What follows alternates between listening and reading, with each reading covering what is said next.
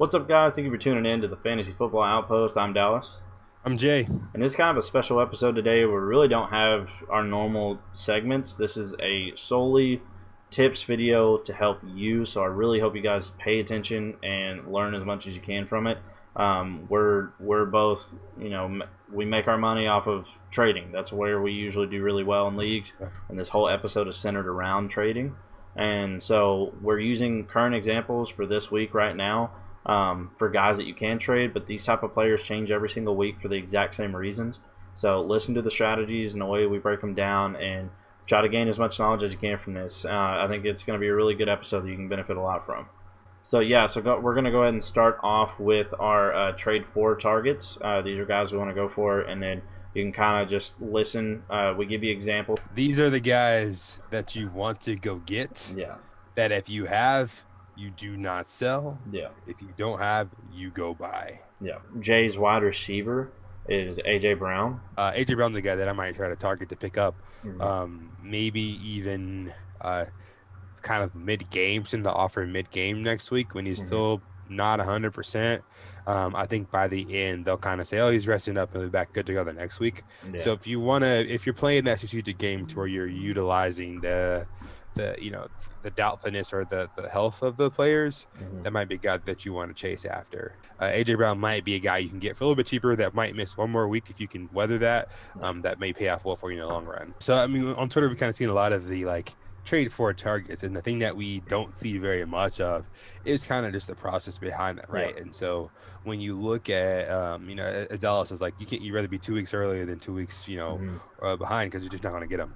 And so if you're looking for those guys like AJ Brown, you got to buy him now, because as soon as you watch the game and say here's some inkling of AJ Brown being back, it's too late. He'll actually be more expensive than his price before the injury, only because the owner now feels, and as you would as the owner, this sense of relief, or I'm finally getting the value I wanted. So then they're even less likely to want to trade them. Or they appreciate them more because they came back off the injury, and they just have this in their head. They were just satisfied by that player. They don't want to move on from them. But it's absolutely something to worry about there. So when we look at guys like AJ Brown or Dallas has one of the guys, Allen Robinson, just you got to think about the timing of if that player is going to have a breakout or a self-correction. You need to be ahead of that, because that's the only way you're going to get them. So you talk about more about Allen, your wide receiver. Yeah, one of the main things that we went into when we were picking these guys to trade for is we had some guys we came up with because they had bad week ones, and then we removed them because they did good last week. And then we're like, well, no, we can't, because those guys are no longer obtainable. The process behind this, like you were saying, is what we want to discuss. Is we don't just want to give you trade for, we want to also give you some trade away and some different ways you can work these deals in. So, like, my guy's Allen Robinson, because both of us here are wholeheartedly believers in Allen Robinson. Talent-wise, he had the whole deal where both of us were trying to get him in a couple different places just because we thought he was getting traded. And the possibility of him going to New England or something like that was just too good to pass up on. And he's good even if you didn't get him. But the problem with that is this is the perfect window for Allen Robinson, because now the trade talks have died down. So the guys who were holding on to him hoping he would go somewhere else, that's kind of gotten dead in the water and not happening anymore. They kind of fixed all that. He struggled. The whole team has struggled on a fantasy production standpoint this past week. They won the game, but I don't think he won it. Anthony Miller, it was a goose egg. It's like the team is just – it's a good player to go acquire right now, just like A.J. Brown. And the main reason for this is these guys, the best players to send for them are those guys that you drafted late in drafts that are having really good games right now. Like Russell Gage is one of the perfect players right now to try and move. Now, both of us are about the only players before the season started that he's the only other guy I knew that had Russell Gage almost everywhere, because, we saw it last year, the flashes of what he could do, and then the opportunity long term, as soon as Julio retires or if he goes down, Gage is immediately going to be a heavy impact on that team. And that being said, you don't sit around and wait for if you were asked before the offseason started, would you trade Russell Gage for Allen Robinson or A.J. Brown? Yeah. And so you go take Russell Gage for either one and pair him with, just somebody that's got upside that is another bench player on yours, and you go get a, bona fide starter, then you either A, have a starter now, or you have insane depth for Sundays like this past Sunday happened. I mean, you heard the mile-long list of injuries, and depth is something you need, but if you can turn your starters even better by moving only depth pieces, that's how you build a championship team through trading. And that's what both of us, that's our bread and butter, is making moves and trading.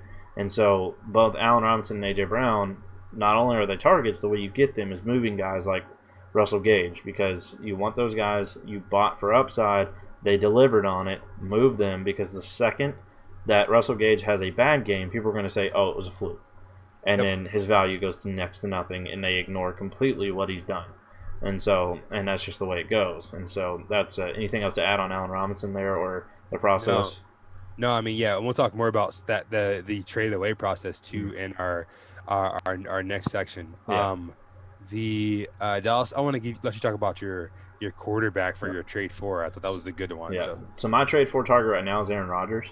He's somebody that blew up week 1, and everybody who had Aaron Rodgers was running in circles about it, saying he's back.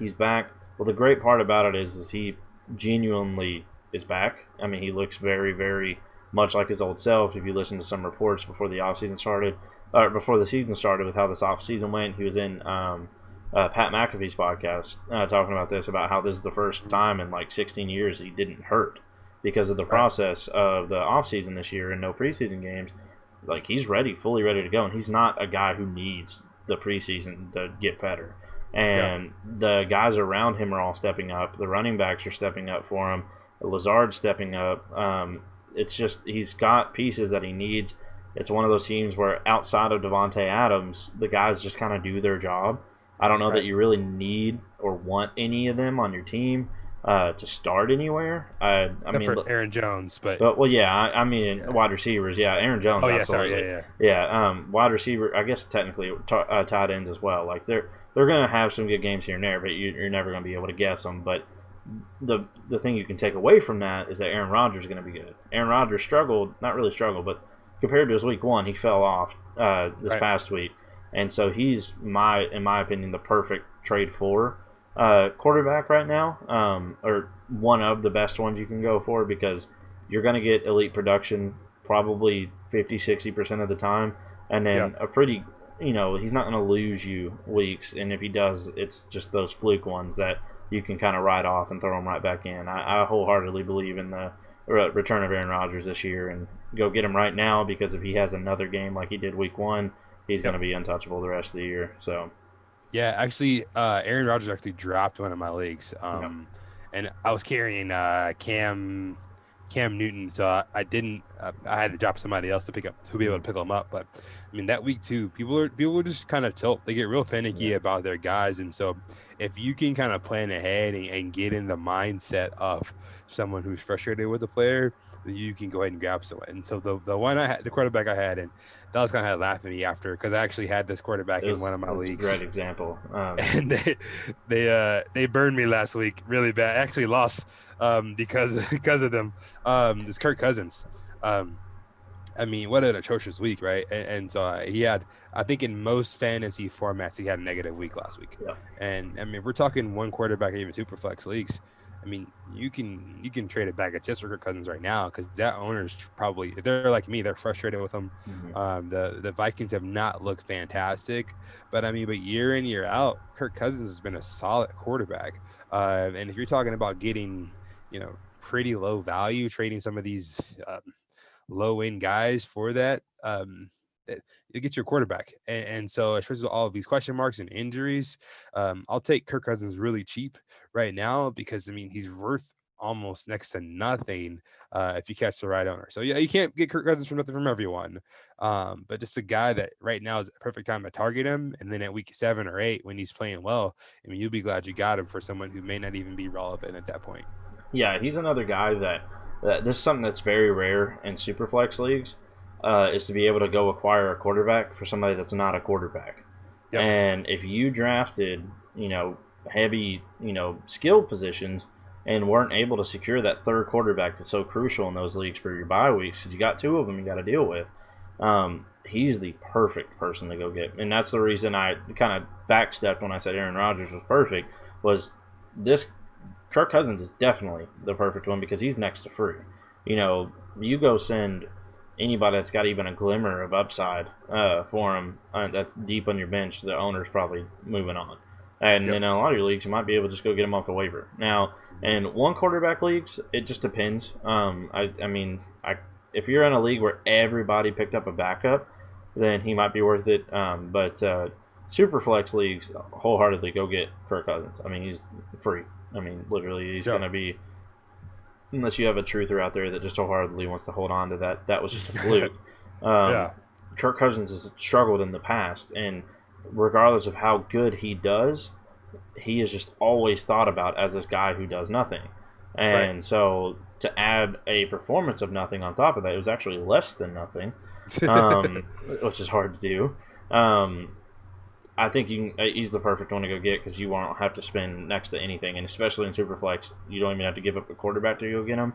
That's usually the struggle, is figuring out you got to play that waiver wire game of a quarterback went down from injury.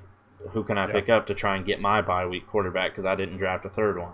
And so Kirk Cousins is a perfect one for that. I had that situation to where I had Drew Lock in a league, and to where I needed that quarterback too, and I couldn't really roll with the Driscoll Bortles situation, and I was able to get Kirk Cousins just because Sherman didn't necessarily want him. So something to pay attention to.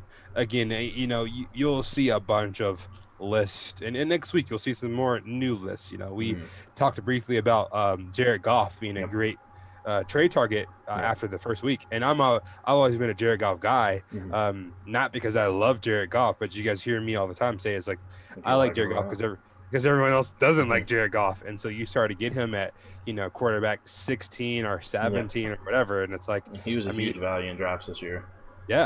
And so I was like, oh, let's write Jared Goff down, and then Dallas mentioned to me smartly, it's like, no, he had a great week last week, and now you can't buy Jared Goff. So that person's thinking, oh yeah, Jared Goff isn't crap. So you gotta be ahead of these things, And that's why like Kirk Cousins, like he was saying, is perfect guy to go get. If Kirk Cousins comes out and drops 40 points next week, you aren't getting him.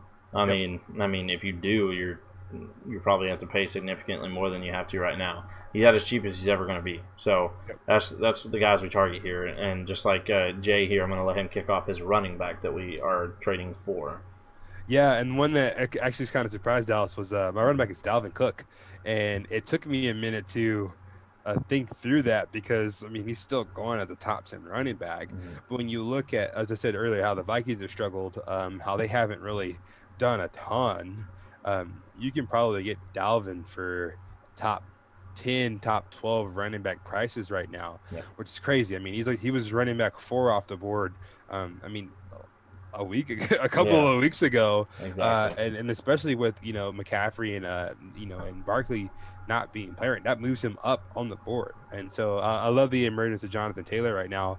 But right now you could definitely get Dalvin Cook for Jonathan Taylor.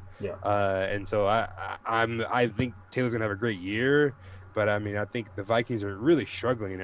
He's by far and away their best player, and so just kind of something to look at your wide receiver, or excuse me, your running backs right now, or even your wide receivers, and who's really just hot, and sitting off of Dalvin Cook and get you a top 5 running back for maybe even kind of back in almost RB2 prices, just because he's not quite exploding in the same way. But he's healthy. They're utilizing Madison. They lost Diggs, and so really he's the primary focal point of that offense. So if you can get him right now for what you would pay, RB2 prices. So here's an example. Nick Chubb's week 2 was huge. You trade Nick Chubb for Dalvin Cook. You probably and I'll take Cook in that deal every day. So, but so that's why Dalvin Cook on there. This is not like a buy low. He's not a waiver wire pickup, but he's a top 5 running back. Yeah, he is a buy low, but I get what you're meaning there. Like that's the whole thing with Dalvin Cook right now is you'd be really surprised because some of you hearing this are like, but he's still done decent. Like you can't go get him for nothing. You'd be surprised because the Dalvin Cook owner right now is looking at the players and thinking, why did I take him over Kamara? Or why did I take him over Chubb was another good example that you just used to trade away. Why did I take him over CEH? These guys that are all doing well, and then you got CEH is a lot closer, but you got he's only had, in comparison to the top guys, he's had mediocre weeks, but he's still been a solid piece for your team. And so you'd be really surprised when you go approach that Cook owner saying, hey, is Dalvin Cook available? They're going to, stand strong at first and, he is, but he's my RB1. And then you put somebody on the table like a Nick Chubb, or the other better ways we like to say is the good old 2-for-1 of sending somebody that's like one step down. Like the perfect example I can think of right now would be sending like a wide receiver 2 and like James Robinson. You send somebody like that to him, and he's going to be like, especially if he's got a weak running wide receiver core. So if you can go get him for those tier 2 players, he's a tier 1 player, and that's how you improve your team to where you have multiple guys that went in round 1. Like if you can finish the year with 2-3 guys that went in round 1, there's a good chance you're one of the heavy favorites for contending. So that's especially with everything going on, to have all the talent you can get right now, you take it, and he's somebody that's a perfect example. And then my example at running back was Joe Mixon for the exact same reasons. I mean, he's struggled heavily. It's unfortunately Joe Mixon had this happen last year, and that's what makes it so difficult to go get him, because you do have all those people like, well, yeah, but he did it last year too, and then blew up the rest of the year. But not everybody remembers last year. Not everybody pays attention to that. They look at it as, I drafted him in the first round, and he's done nothing for me. And so you go get them for, like I said, that wide receiver. The perfect for both these guys would be, if you've got James Robinson, if you went and picked him up, I would be moving James Robinson and probably a wide receiver 2 or a wide receiver 3 for either one of these guys, and see if they bite. Because in Dynasty, obviously, you're never going to get that trade. But in redraft, guys are trying to win. And so if they are struggling or got hit by the injury bug this past week and they're still holding on, give them some depth. And you'd be surprised when they go and look at the numbers. Do your little sales pitch you got to say where he's like heavily outperforming them, whatever the case may be. And then if they really don't bite on it, send like the worst player on your team as a third, and they look like they're getting a steal out of it, and then 2 weeks later they probably drop that player. But regardless, those two are, for the same reasons, go get them both. They are they're definitely the main guys that I'm targeting right now in trades. You got anything else you want to add on Mixon? Yeah, and when you're going after these 2 guys, and we both have multiple leagues, so I have Mixon in some leagues that people send me offers, and I'm trying to acquire Mixon in other leagues as well. But you got to get into the mindset of the Mixon owner, as Dallas kind of mentioned earlier. So if I have Mixon and you send me just James Robinson for Mixon, right? You got to be mindful of like the fact that I spent a lot of draft capital on Mixon. Yeah. So even if I'm frustrated with him, or I'm trying, if you give me a super low ball, I'm going to be even more protective of that. Yeah. So you got to have this nice balance, as Dallas gave a perfect example of, somewhere to where I'm extracting value. You don't feel like you're trying to, pull one over on me. Yeah. Because then you're going to, now, even if Mixon bombs out the next 3 weeks, I'm still going to be, PO'd at you for trying to lowball me. So just as you reach out for these guys who have these offers, just get into their mindset as if you were the Mixon owner and you're trying to just recoup some value. How would you want to be approached?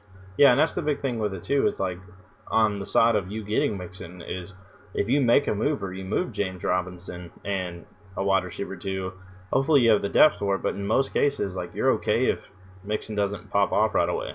Like he's just kind of a stash. You're gonna flex him, and then you just hold on to him. And then if he blows up, and if he does struggle for 3-4 more weeks and then blows up, trade him. I mean, it's a constant.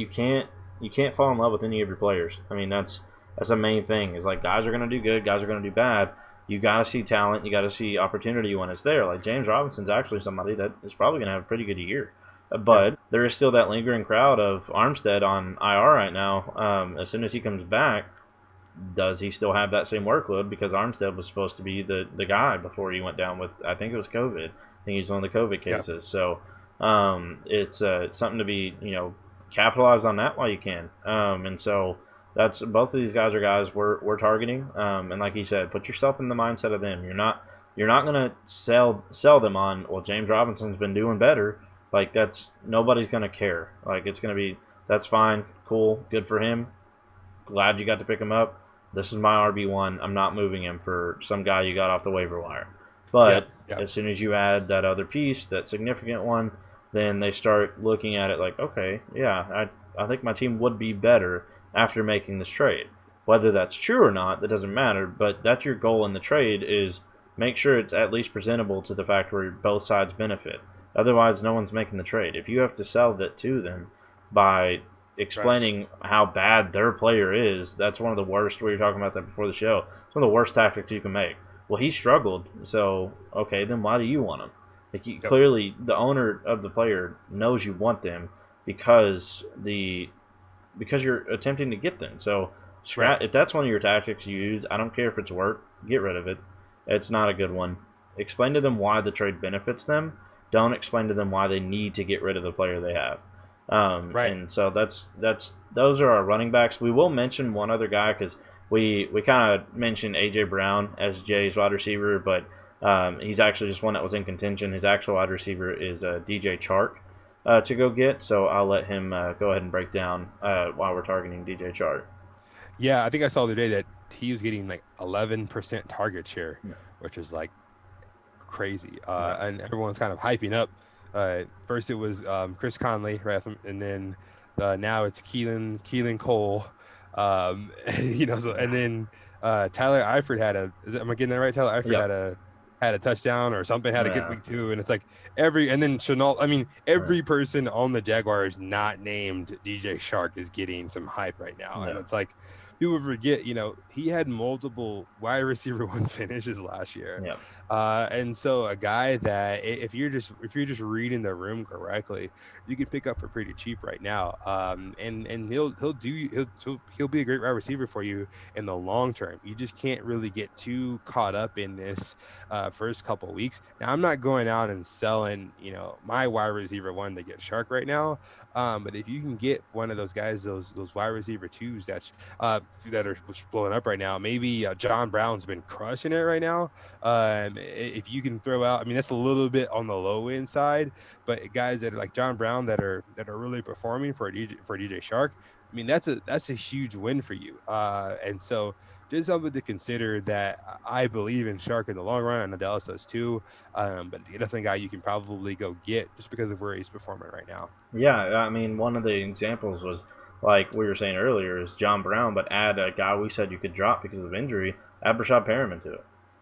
If it seems like Perriman's only out a week or two, the guy's going to be like, well, yeah, it's a good upside play. I got Brown for time being, and then or Preston Williams. That's another one that you can probably move paired with another guy to try and get a DJ Chark. Plus, DJ Chark's got an injury he's dealing with that doesn't seem serious, but that scares owners usually. And so if you can go get him for cheap, which you should be able to right now, he was already cheap in the draft. Whoever you're trying to trade with isn't going to think they're that, highly valued anyway, because he got Chark in like the 5th or 6th round. So It's not like he's moving his wide receiver 1. It's likely he's 2 or 3. So yeah, absolutely go target him. If you're a Chark owner right now, don't move him at all. He's somebody you should be holding on to. He's going to be probably one of those league winners because of the trade capital, or the draft capital you had to spend on him. But if you can go get him right now for cheap, he could end up wholeheartedly not carrying, but like being a significant piece of your team that helped you go win a championship this year. So go get you DJ Chark as well. So our last position group will be tight ends. I'll let Dallas talk about his tight end first, and I'll follow up after him. Yeah, so mine is a little out of the box because you wouldn't really expect this name to be here as a guy you go trade for. But it's primarily because Jay has really the only and perfect one to go for. But mine is George Kittle because of the injury. Look at a team right now who spent, most of the time, if you got Kittle or Kelsey, you spent a 2nd or 3rd round pick on them, which is very, very high draft capital to spend at a onesie position. And so there's a good chance they didn't have the depth to fill that hole. And so if they're a heavy contending team, figured out a way to win, right now is the cheapest he's going to be. Otherwise, he's just going to be unobtainable. So he's somebody that I thought was worth mentioning just because he is obtainable right now. You can go move your, your Jonnu Smith or your Noah Fant plus a decent, wide receiver 3, wide receiver 2 type of guy if you've got the depth to move it and go secure you a league-winning tight end in George Kittle. I think right now is about the only opportunity you would have to go do that because, like I said, the person who has him is probably scrambling right now trying to figure out how to put a winning stretch of games together while he's out. Now, we think he might be back Sunday, so you need to make the trade happen immediately. If he comes back, the window closes. So that's he's somebody I just thought was worth mentioning because I'll let Jay give a little bit of input on Kittle, but his is the absolute 100% tight end target. You should be going and getting everywhere you can. Yeah, and one kind of tip that I'll plug in that works for a couple positions is I like to utilize the primetime games, the Sunday night game or the Monday night game. And so like Darren Waller, smash, great talent. But most people saw that game. Whereas Sunday it's regional and but most people saw that. And so same thing for like Henry Ruggs. Henry Ruggs didn't have an amazing game, but the announcers talked about Ruggs, his potential. He was almost open on a deep pass. That name kind of sticks in people's head, right? They can kind of see that almost get thrown into this dynasty perspective of like what Ruggs could be, but from a redraft point of view. And so that might be a guy that when you're trying to go get some of these DJ Chark type guys, or you can throw in, if you put, James Robinson and DJ Chark or for DJ Chark, or you add in Henry Ruggs, right? That potential of, I saw his name the other day. Yeah. You might be able to get those guys. And another move that you could make would be like Darren Waller for George Kittle. Yeah, that's right? Perfect. And if the guy's like, well, yeah, no, of course not. I'm not doing that. Add one of your lower end depth pieces and immediately it becomes that guy's better than this guy on my team. And Darren Waller just killed it. And George Kittle's coming off of an injury, so yeah, I don't think that hits me that hard, and I could end up winning this trade if Kittle struggles. And that's, like I said, you got to put yourself in their mindset. You got to make it make sense. And so as long as it makes sense to both sides, that's how you get deals done. If it only makes sense to you and you have to sit and try to sell it to them the whole time, obviously there's some guys that you do have to do that with where you explain why it makes sense, and then like, well, I didn't think of it that way. But if you have to spend an extended amount of effort in selling the trade to somebody, it's not happening. So you can go ahead and either improve it or move on. But Darren Waller I didn't even think of that, is the perfect player to go move for George Kittle right now because coming off of that massive game, he's eligible. It wasn't a Thursday night game, so he's eligible this next week to play again. It's not like tomorrow, say Jasicki has another monstrosity of a game, who's actually another player that you could probably throw in with something else to go get Kittle right now. These guys are Waller's probably the perfect one. If I have Waller right now, I'm probably trying to go get Kittle in every league I can. That's a perfect example there. And you look at it, and right now, that looks from a numbers perspective, that's crazy, right? Waller had an amazing week. And so for your goal is in the short term is to have them see that, okay, Kittle's giving you nothing, and Waller's giving you all of this. Whereas we know in the long term of the season, Kittle's going to give you monster weeks to where, he will accumulate much more league-winning weeks than maybe Waller will. And the thing is, if they decline, Waller's a great tight end, so you didn't really lose anything, but you're going to get arguably the best tight end in the game. And the other guy that for our targets is Zach Ertz. And Zach Ertz is, I think, easily top 3-4 tight end. I know there's discussion about contract disputes and there's always Dallas Goedert. Dallas Goedert was there last year, and Zach Ertz was in the top 10 for targets, and he's going to be in top 10 for targets again this year. Philly's still struggling at wide receiver, and right now, you can get Zach Ertz for maybe tight end 7, 8, 9, 10 prices. You got a long list of guys. Higbee just had a monster week. I'd trade Higbee for Ertz. Without thinking twice. And I like Higbee, and he just blew up. I'm a big Jonnu. We're both big Jonnu Smith guys. I'd probably hesitate a little bit, but if you're not huge on Jonnu, that's another person that you can kind of look at that they're having a good early week or early part of the season, but they may not be able to sustain it over time. The Jonnu is a kind of a hard example because, as Dallas mentioned earlier, like the Titans really center around that run play option, play action type tight end running back game. But you look at those guys that who's Jordan Reed, right? Had a crazy couple of weeks. Just looking at who's getting the attention right now. Yeah. And then who will get the attention in week 12 and putting that to your advantage. I mean, maybe you can package Jordan Reed and Henry Ruggs for Zach Ertz, right? Yeah. Or, the same package that we talked about already. Yeah, and that was one thing I was going to say with Jonah. Like, he was the exact one that came into my head where I was like, yeah. And I was like, no. I love Jonah. Yeah, but if I'm being completely honest, full PPR, it'd be something I'd heavily consider. Now, half PPR, yeah, I'd probably go Jonah. But that's the main thing with Ertz is if it's full PPR, his value is even higher. You look at how many guys are injured on this team. It's just and for the Goddard truthers out there, we're aware that last year Goddard got hurt at one point, and that's part of why Ertz did well. But he was out there for a significant part of the season, and Ertz was still killing it. Even those games towards the end.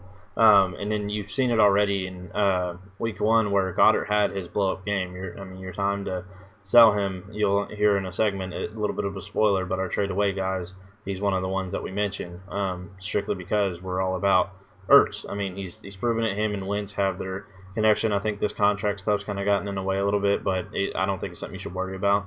And he's fallen to that point now where his price is somebody that makes it's a no-brainer to go get. Because you don't even have to start him yet. You can wait for him to confirm that he's back. Or, I have a league where I have, I want to say I have Kelsey in it. And I also have Ertz, and I just started Ertz as my flex. I mean, he's good enough to be, a league where you can start 2 tight ends. He's worth starting. And then if he does come back fully like we know he can, then you've got a tight end 1. A tight end's tight end 1. There's guys that are tight end 1s that are just kind of there because of how it plays out, but he genuinely earned the role of a tight end 1, and he's just so cheap. That's what I was saying earlier. It's the perfect guy to go get because a lot of people are all on that Goddard train, making him a perfect trade-away candidate and making Ertz a perfect trade for. Because at the very least, if it does become a full-on split and he doesn't do what Ertz of past did, he's still going to be a significant tight end that you can start comfortably, and you acquired him for next to nothing at this point to where the guys are like, nope, torch has been passed, it's done, he's done, and it's just not the case. I don't know any other ways to word it other than you shouldn't be out on Ertz yet, not even close. That's going to transition us to our trade-away targets, and because we kind of spoiled it, we'll go ahead and start with the tight ends. My trade-away was Dallas Goedert for the very reasons we just said. We're believers in Zach Ertz, and the rest of the world is believers in Goddard right now. So sell him. I mean, there's the most value you're going to get out of Goddard right now. He didn't have the craziest of games this past week, but he's still riding the coattails of that week 1 where he absolutely exploded. And so I think you can get significant value. Go to the Ertz guy and give him Goddard and make him add on top of Ertz to get Goddard because he probably will. And so I think Goddard's somebody you should absolutely be moving right now. These tradeaways, there's not really a whole lot of strategy other than the best strategy I can say, and Jay can give maybe his strategy on it as well. For my trade away guys, they're usually either guys that I'm bundling for the guys that I'm trading for, or to step up a tier. Like Goddard would be somebody I would pair to go get Kittle, which is a significant step up. And so, or I'm trading them away because I have somebody else that I'd rather just roll with. Like if I have Goddard, I probably also have Jonnu, and I'd much rather just ride the rest of the season out with Jonnu and capitalize on the high value of Goddard right now and go get some depth pieces where I'm lacking. And so that's usually my strategy with the guys I trade away is either they're bundled for a better guy or I'm filling holes where I really need it more. And so Jay may have the same. He may have a little bit more to add to that. Yeah, so when we look at these trade away targets, for me, it's kind of a combination of 2 things. And as you mentioned with Dallas Goedert, is for people like us that do both dynasty and redraft leagues. When I think about in dynasty perspective, I sell someone. I'm looking for picks, but I'm sacrificing the immediate production for the long-term value. And the difference with that when we're talking about like season or in season long leagues is that if I'm selling Dallas Goedert, I'm not getting Adam Troutman. I'm trying to get someone who's going to produce for me in a longer frame scale. And so when you look at from week to week to week, Dallas Goedert had a huge week, and he might end up a tight end 8. But what he's looking at is that he has a 20-point week and then 7 5-point weeks. And what I'm looking for is a guy that has 15 10-point weeks or 8-point weeks that at the end is going to finish higher than Goddard. That might start a little bit slower. And so, I mean, even a guy that's kind of on a lower scale than Goddard is Logan Thomas. I'm not sure if we're going to be talking about Logan Thomas all season or not. And it's like, if you don't get anything back from him, but if you can grab someone, you can grab someone pretty easily for that. Even we talked about like Mo Alley Cox, Logan Thomas, Jordan Reed, just that essential backup tight end. Because we've already seen with Kittle going down. If you're in a 12-team league, you talk about the first 12 tight ends. If one of those get injured, you're really scraping around to find a backup tight end. I mean, we've already had Uzomah go down. Drew Semple's been relevant. And Jack Doyle's already gone down. George Kittle's been out. So you've had 3 or 4 starting tight ends already out. Yeah, but Jarwin's already out. And so you look at Schultz, right? That the new coming in and having a fantastic week. And so start looking at these guys, because it's not that hard to there are a lot of tight ends out there. So if you can find someone to where they may not retain that value over time, that's an easy person to sell, because someone might be desperate for a tight end. And so right now, if that's your backup, you got Jonnu Smith and you got Logan Thomas. Put Logan Thomas out there, you might get your next wide receiver for your flex. That'll help you later on in the season, and you can grab a tight end off waiver wire as well. Yeah. And that's what I was going to say, with Logan Thomas being a perfect example for last week, and then Dalton Schultz is the perfect example for this week. For guys that you just went and picked up off the waiver wire, let them have good games, and then turn around and flip them. And that's the game. Like, you either flip them to go add, like he said, a guy that you're going to use in your flex, or maybe you've looked ahead, and like most people, week 10 is a tough bye week, and so you get a depth piece for that, or he's the guy that you bundled to go get somebody. These players that you go and get and trade away, like, you want to capitalize on their value, and so you trade them at their highest points. Those big games, especially for those guys, like one that we don't have as a trade away candidate, but one that I think is a good one, is Adam Thielen. Somebody like that, where like you could go secure those top guys right now that are struggling, like a Julio Jones or somebody like that who's struggling with some injury and had a really bad week, where and he's got other guys around him that are thriving at the moment. And so, like, you could go move an Adam Thielen for a Julio Jones. So, like, these guys like Logan Thomas and Dalton Schultz would be one this week that you go pick up off the waiver wire. You can turn right around and turn them into somebody of value for you, whether it be from just simply trading them for somebody 1-for-1 or adding them with somebody else. When we were talking about some of our trading tactics earlier for guys we're going for, lower guys on the bench that you're going for, is just those upside guys you picked up that hit.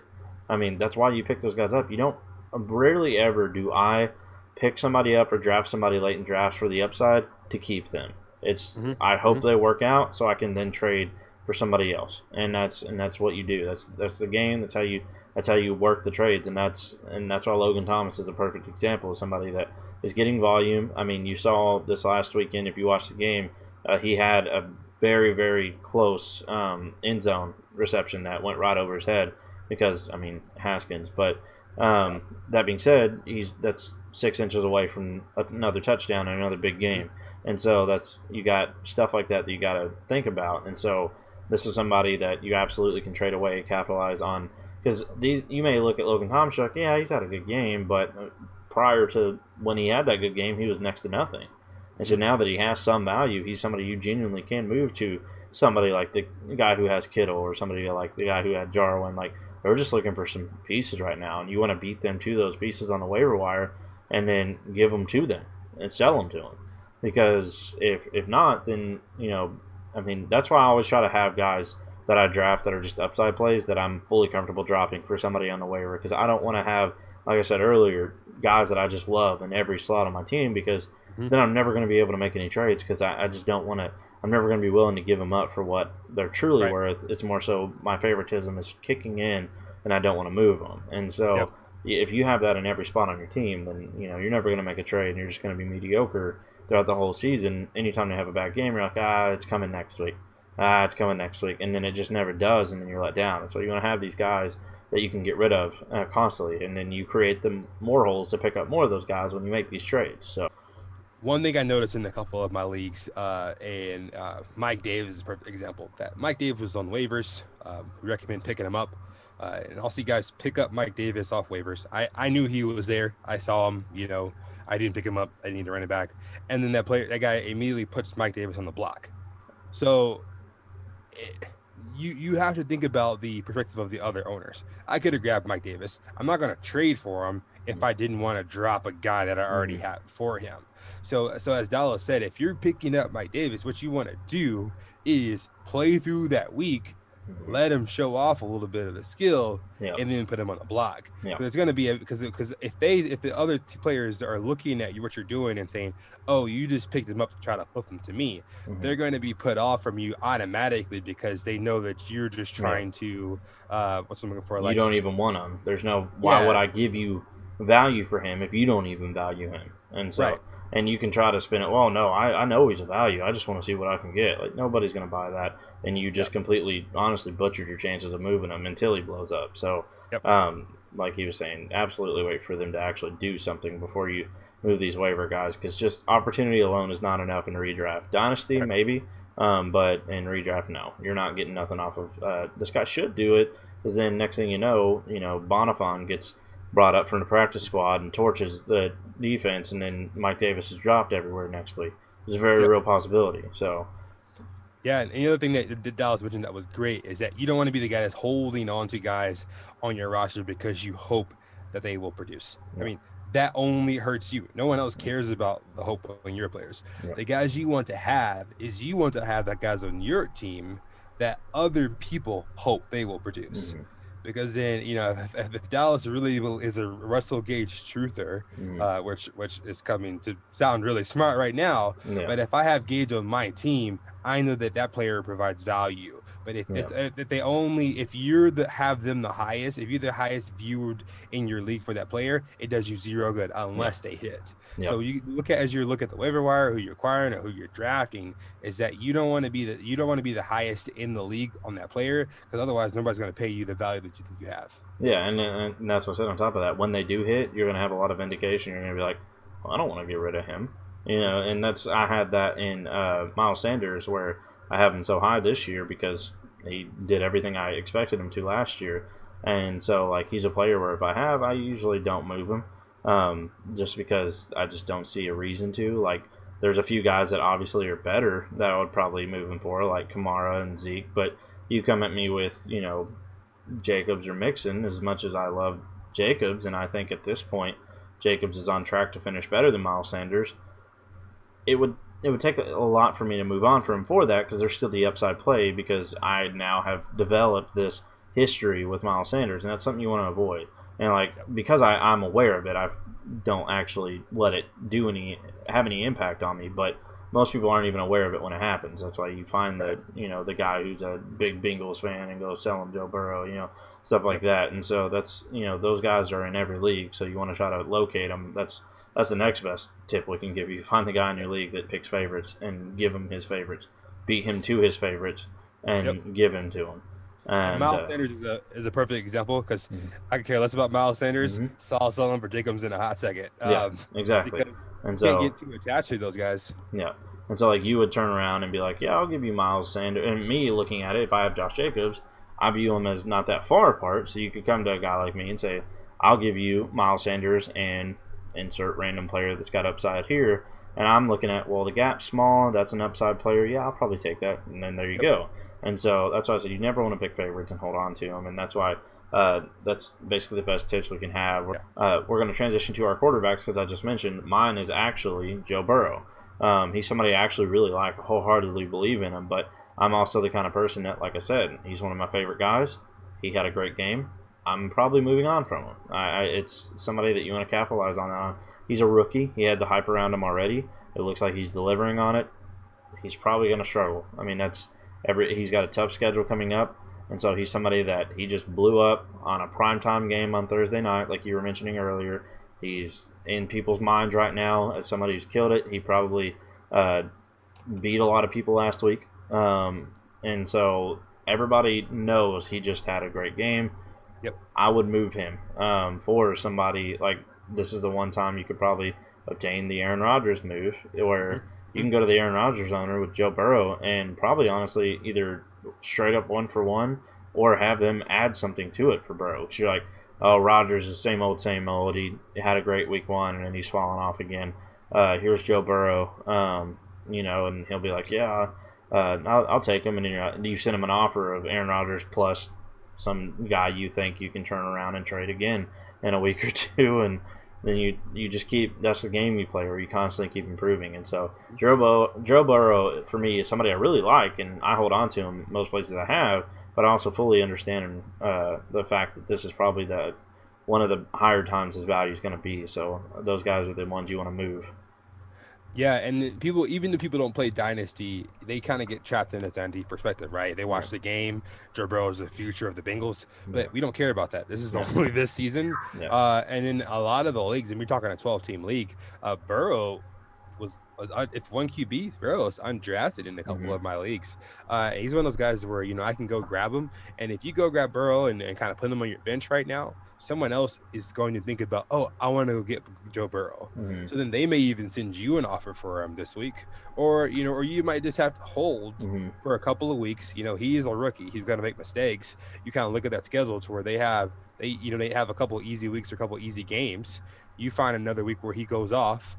And then you sell Burrow then, and so if you can make that move now, fantastic. But you just kind of be thinking through, when can I get the most value from him? In week 4, in week 3, he's got Philadelphia. Week 4, he's got Jacksonville. They got Cleveland again in week 7. They got Tennessee in week 8. They got Washington week 11. So they might have opportunities. I mean, he has Baltimore and Indianapolis back-to-back in week 5 and 6. Probably not selling them right there.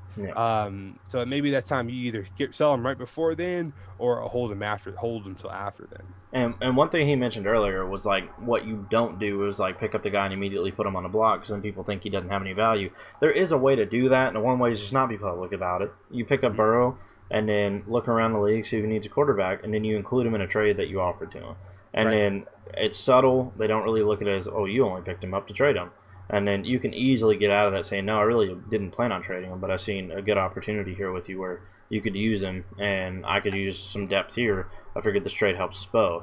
Whereas if you come in and put him on the block immediately, like if you have Sleeper, like we mainly play on, they have a feature where you can click on a player and put them on a trade block. And before that, if you're in a league that has a chat or you have a chat room for your league, you just go in and type, this player is available. The second you pick him up, everybody's going to immediately know that's the only reason you picked him up. You can spin it in a way where if you picked him up off the waiver wire this week because he wasn't drafted, then you can turn right around and move him subtly in an offer with somebody saying, hey, I was looking at your team and this looked like it would work. What do you think about it? And they take a look and it looks good to them because like he said, he's got some tough games coming up, and that's the main reason he's one of my trade away candidates, because this is one of those big weeks that he had, probably one of the bigger ones he'll have all year. So he played fantastic, and so move him. I mean, I think he's somebody that's going to be dependable quarterback all year long. But that being said, this is like top tier weeks. I mean, he dropped, what was it, almost in most leagues over 30 points. I mean, so like 60-something passes or something crazy like that. Yeah, I don't see him reaching that number again all year. So that's why if you can move him now, I think that's the best time to move him. Otherwise, I think he's somebody you just ride out the rest of the year.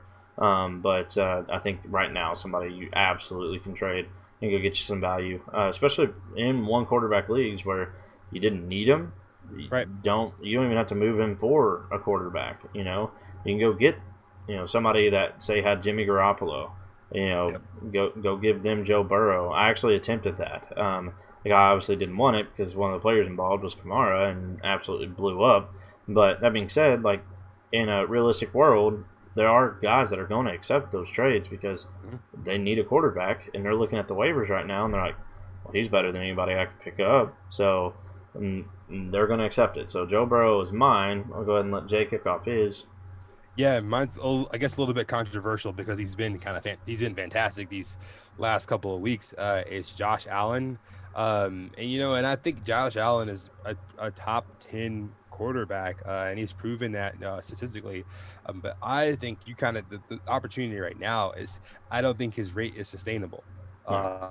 And I think he'll finish the year as a top 10 quarterback. I think that's very, very likely, but not a top 5 quarterback. And I think right now, I mean, you look at the guys right around him. If you look at the preseason ranking, I don't think you can get him from Russell Wilson right now because Russell Wilson is super hot right now. But you look at guys like Dak Prescott or even, Kyler Murray on a down week. You might be able to snag that. And I have Allen and Murray on a different tier. And if you even look guys like right below him, I mean, everyone knows I'm a big Cam Newton fan, or even Deshaun Watson right now, who's had some rocky weeks. You can probably sell Josh Allen for Deshaun Watson plus something right now. And if you can get that to where you upgrade another position, to where you say we kind of package some of our guys together right now, is that you trade away Josh Allen and maybe we talked about like Henry Ruggs or even here you go, Josh Allen and Darren Waller for Deshaun Watson and George Kittle. Like on paper that might look, but in the end, that might win you the league because you're kind of moving beyond the hype.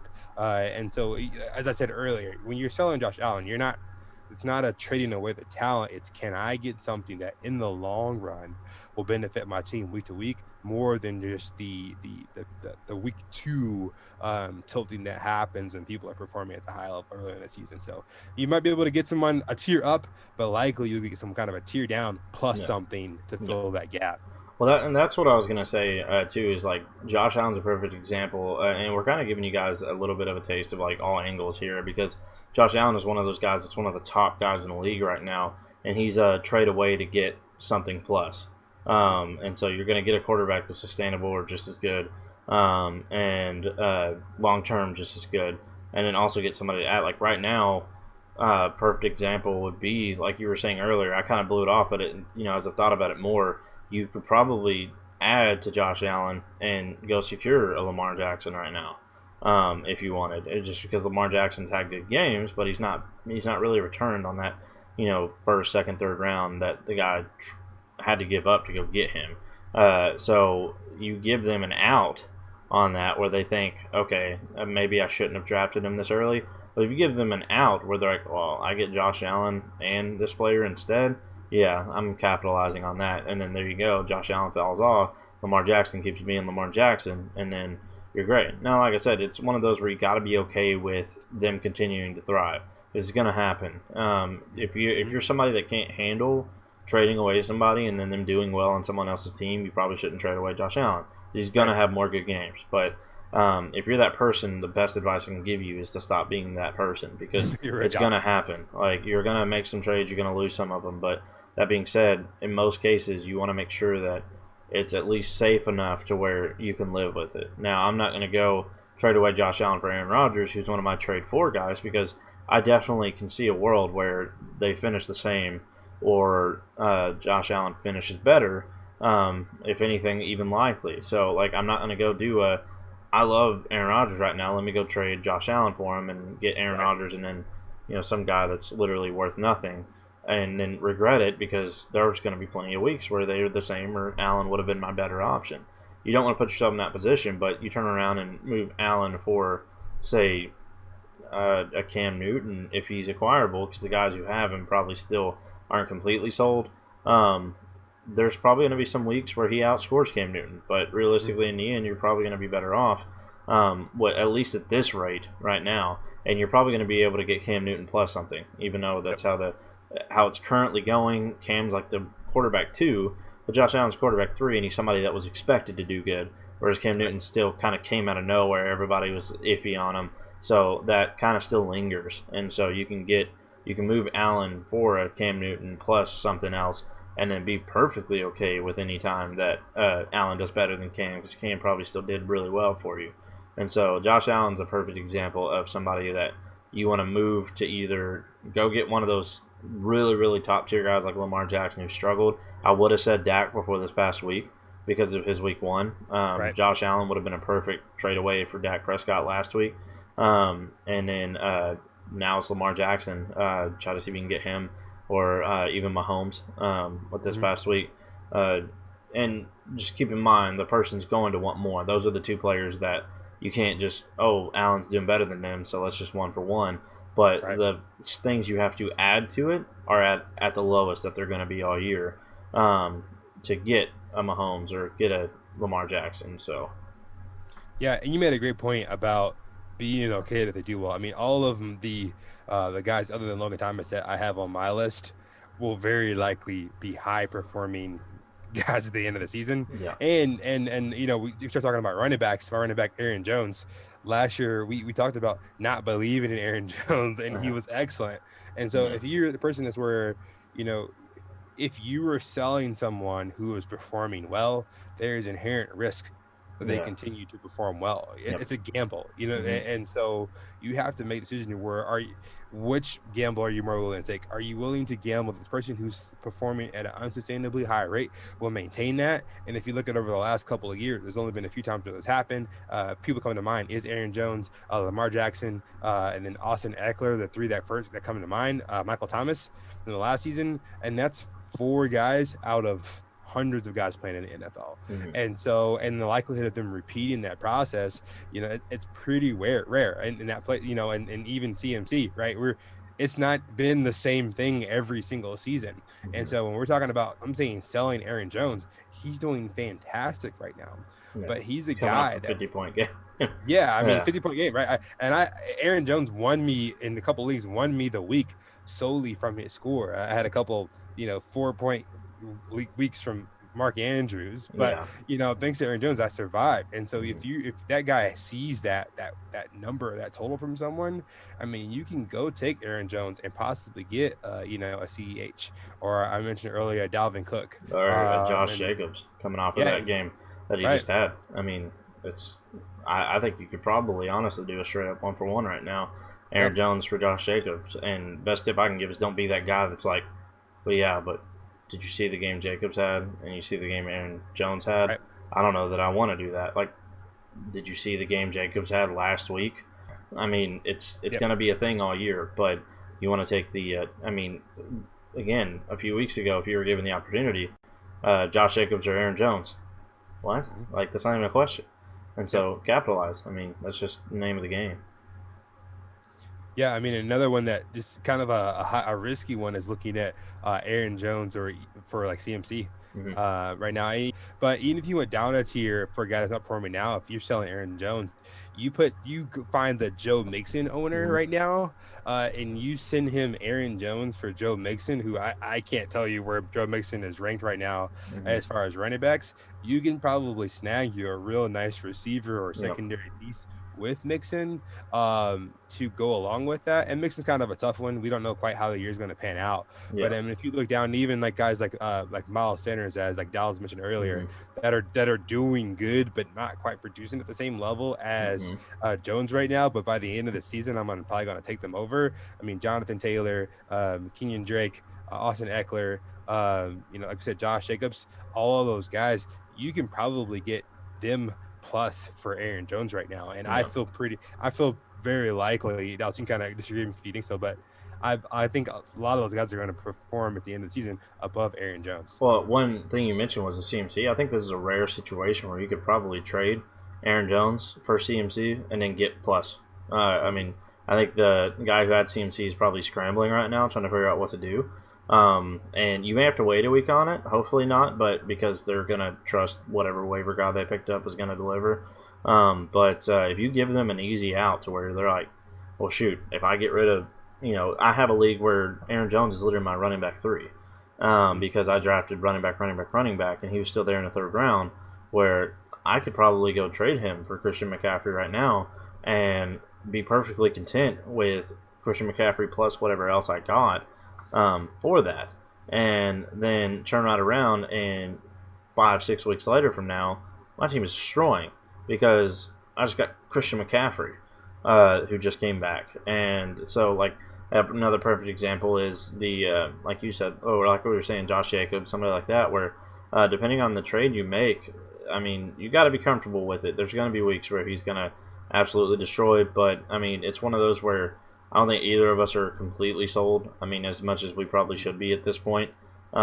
He's just somebody I can't get on board with to say I believe it. I mean, just because I've seen too many times in the past of this happening, and then you think you're vindicated, and then it all falls apart, and you're trying to figure out what happened. And it's not a "I told you so" thing, because I would love for Aaron Jones to stay as explosive as he is, and then just turn into the 101 next year. That would be great. That's awesome for fantasy.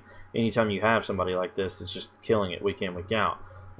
So I think he's somebody that, like, that's Christian McCaffrey was the perfect example of, move Aaron Jones, go get Christian McCaffrey, and whatever their RB, if you can, RB2 was. But if you can't, go get their RB3 just to kind of replace that hole you're missing in Aaron Jones. Or if you already have somebody that can fill that hole, then go get you a good receiver out of it as well.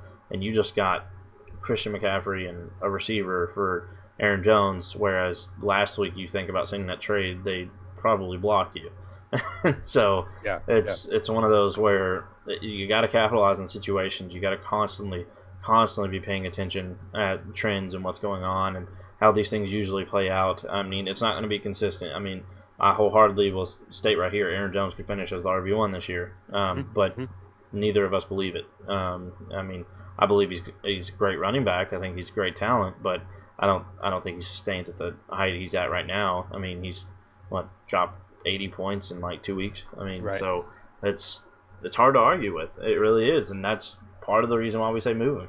He's also somebody that if you are okay with stepping down, you can get a significant amount if you're trading him for like a Jonathan Taylor plus. I mean, something like that. That's another great thing you can do with Aaron Jones right now, where you capitalize on that, where it's say you did get hit by the injuries and you're holding on to somebody like Aaron Jones because he's one of the only things you got left. Go get you a Jonathan Taylor and a Allen Robinson for Aaron Jones. I mean, you're going to make it up tenfold in production. Even if he continues with what he's doing, he's going to, I mean, you're going to get more than 30 points between those two, should be weekly. So it's something where capitalize on these moments. You have to constantly be paying attention, because if not, you wait till next week and Aaron Jones struggles and scores 14 points like he's known to do, then you're not going to get even a glimmer of what you could have got this week. So, and that's what I said. It is a gamble. He could go and drop 50 on someone else's team next week, or he could go and drop 12 and you're sitting pretty with the guys you went and got for it. So that's why guys like him. And then my trade away running back is kind of a similar situation. He's kind of like a baby version of that, because he's not been Aaron Jones explosive, but he's been, I mean, much better than we anticipated. Even the believers didn't see him having this much passing work. Is Chris Carson. Chris Carson's somebody who is thriving right now. And he's got a moderately tough schedule coming up. He's not somebody I'm really excited to trade away. He's somebody I actually do want to keep, and this is coming from somebody who before the season really wasn't in on Carson, and Jay knows that, but it's primarily dynasty that I wasn't that big on, because I don't see him having this job beyond this year, or if he does have it next year, I think it's because they drafted his replacement. That's kind of coming up, like the Mac, Jonathan Taylor, or Sanders, Jordan, and the list goes on and on for examples of the vet is on their last legs before they leave to go to another team, and they brought in a rook to come in and compete. That's why I was out on Carson, but Carson's been thriving right now, and he's somebody that I genuinely almost scoffed at the thought of moving, because he's doing so much more than we thought, and Seattle is just a team that you want a piece of right now. But that also is exactly why he's appealing to trade, because people are going to spend up for him right now. You take those guys like the Joe Mixon or the Dalvin Cook, and you can probably, with Joe Mixon, you might be able to do 1-for-1. With Dalvin Cook, you could add a small piece and go get Dalvin Cook with Chris Carson. I mean, that's something where, like, those are what we're meaning when we say trade these guys, because if you think about the fact I just turned Chris Carson into Dalvin Cook, that's insane. And so if you can make a move like that, absolutely do it, because right now, as it's looking, Chris Carson's better than both those guys. But like we said, you got to put yourself in the head of that person. They're never going to take it because of what they spent, especially this close to when the draft happened. I mean, it happened a few weeks ago for most people, and they're still like, I still believe. And I mean, you believe too. That's why you're trading for them. But you're giving them an out on what they think might be a bad situation, and then you capitalize on it, because if you told me before the season started that I could trade Chris Carson for Joe Mixon, I'm going to do that every day of the week. Even with his struggles right now, like we said earlier, wholeheartedly believe he's going to come around on that. So Chris Carson, for me, even though I like him, having him here as a trade away doesn't mean I don't like them for the season. Same thing with Joe Burrow. I just think this is the best time to capitalize on their value. So Dallas, you bring a good point that the difference between like buying these guys or selling these guys, like selling someone like Malcolm Brown like a flash in the pan, is we're not trying to capitalize or like abuse other owners in these trades, because as you said before, there's a good chance that like Chris Carson and Aaron Jones will continue to perform well. It's not like this, haha, I got you. They had an RB 1 week and they'll never have one again. Yeah.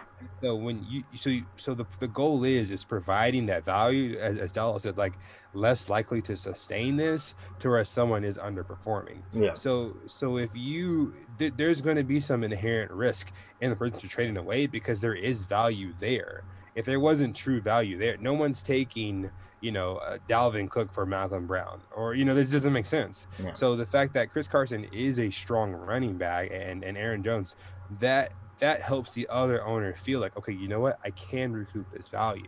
Yeah. So you have to be mindful about that process, that, okay, maybe I can't trade John Brown for Allen Robinson, but just utilizing the players that we're talking about, either in a package but understanding that they can maintain that. There's a possibility of that, which allows you to be in position to make that trade reasonable.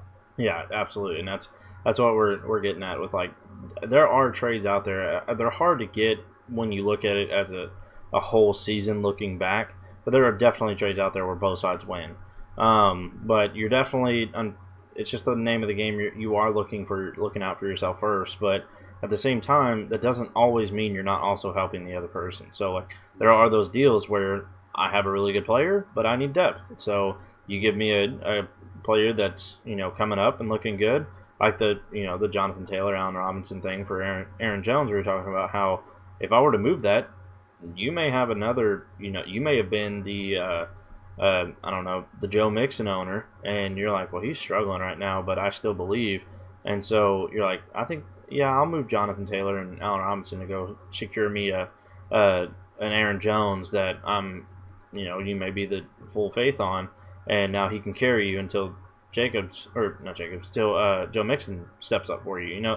The situations are different for everybody, and that's why these trades aren't going to work with every single person in every single league. Like, we may tell you, yeah, I absolutely would trade Aaron Jones for Josh Jacobs straight up right now, and you may go to one person in one league and they're like, yeah, sign me up. The same person in the next league, they're like, that's horrible, why would I ever do that? You just gotta know who you're trading with, and know who they like, who they don't like, their trends, how they've been talking, how they've been reacting, especially those guys that are like all about somebody blowing up. The second that person does bad, they're usually the person that is all about getting out of it fast. I mean, they're the people who are extra vocal about somebody just blowing up in a league. They're usually the first ones that don't want to look like they were wrong and will try to capitalize on moving somebody that's struggling. And so that they'll spin it the next week for saying, like, oh, he only struggled because this happened, the guy you gave him, and then your guy blew up, But it's just the name of the game. You have to constantly be, like we said, paying attention and knowing who you're in the league with and knowing what the trends are. And that's why, like we said, Chris Carson and Aaron Jones are perfect as a trade right now. So we're going to go ahead and do our wide receivers here. Jay, you want to go ahead and kick off your wide receiver you're trading away? This one blew my mind. Yeah, and this is going to sound crazy, but right now my guy's Calvin Ridley. And like I said, if there wasn't a risk of this guy being successful, no one would want him in the first place. Mm-hmm. And I'm a really big fan of Calvin Ridley, but right now I'm pretty sure he's the wide receiver one. He is, yeah. In the league, and I just don't. As much as I love the Atlanta offense, it's not that I don't think Ridley will have a great year.